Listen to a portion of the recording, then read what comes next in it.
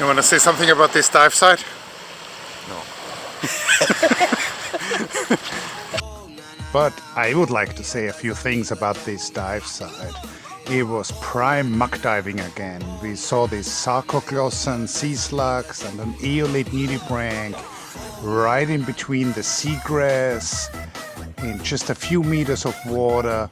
So it was really the kind of dive where you were looking at an interesting critter and then your buddy would make a hand signal or try to get your attention, and there was something else that was fascinating just a few meters away. So this aeolate has these interesting tassels on the back of its body.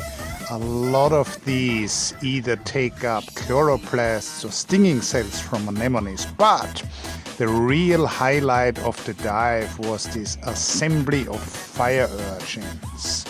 Now, interestingly, the fire urchin is called in its scientific name Astropyga striata, and astro of course means star and pyga means anus, so it's anus in the center of a star, and you can see that these animals have this anal bulb in the middle of their bodies.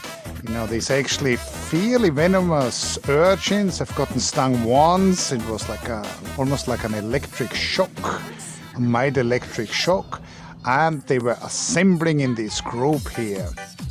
Some of them were really on top of others, and once I started filming them, I noticed that they were relieving themselves. So they are grazing in the sand. Obviously they are digesting the algae and the organic material in the sand, but they're also eating a lot of stones with these digestible things, and then they're pooping out the stones. So this was essentially a fire urchin pooping association, what we encountered here. So there's interesting natural history at every corner when you dive. I am happy with the footage I got. This was just at the end of the dive where we were almost out of air, and so I could have stayed another 30 minutes filming this spectacle here, both the type of association as well as the actual pooping. So I hope you enjoyed this. Please like, subscribe, press the little bell, and check back in a couple of days for the next video. Thank you.